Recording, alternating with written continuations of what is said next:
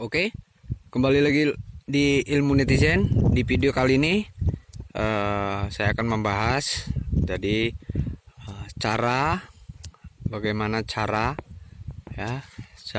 pemilihan lahan dan atau awal permulaan modal atau rencana untuk penanaman semangka. Jadi tahap pertama yang kita mau yang harus kita cari adalah lahan lahan. Usahakan lahan itu yang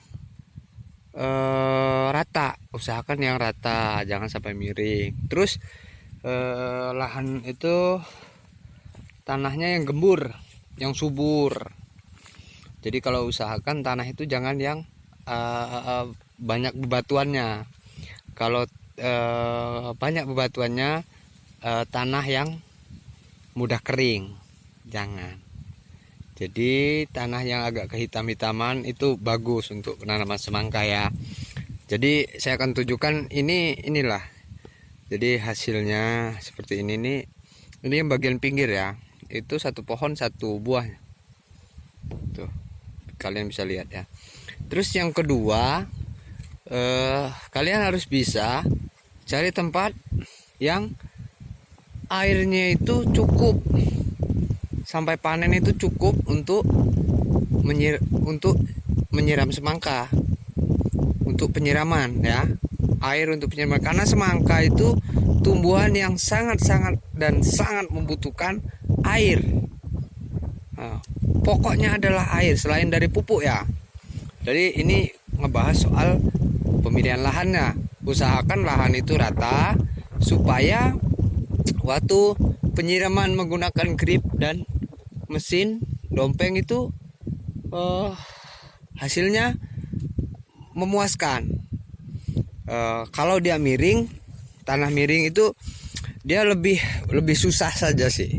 Sebenarnya bisa, tapi lebih susah dalam melakukan penyiramannya atau penyusuan selang. Jadi saya akan jelaskan dulu ya.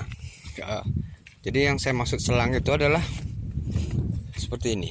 Ini saya lakukan penyiraman ya, atau ngelep. Nah, ini selang grip. Ya, ini selang grip. Selang gripnya ini ya, seperti itu. Itu selang grip, itu musa ya. Musa itu ada dua ya. Ada dua, ada musa perak dan musa hitam. Ini yang hitam. Jadi saya jelasin juga. Musa yang hitam ini, kalau menurut saya pribadi, itu bagusnya ketika musim hujan atau di musim yang masih ada hujan-hujannya. Nah, jika mau bagus musim kemarau, usahakan menggunakan musa perak karena dia lebih tahan lama menahan air di bawah ya. Kalau ini kan tipis hitam, jadi dia kalau panas dia akan nguap, jadi airnya cepat kering. Ini barusan saja dilakukan penyiraman ya, jadi wajar agak basah. Jadi begitu, itu perbedaannya kalau menurut saya. Kalau jika musim kemarau lebih bagus pakai musa perak, tapi kalau musimnya ada hujannya, kadang panas, itu bagusnya pakai yang hitam. Tetapi ya, kelebihannya gini, saya jelasin dulu ya. Kalau yang musa hitam daunnya sedikit ya, sedikit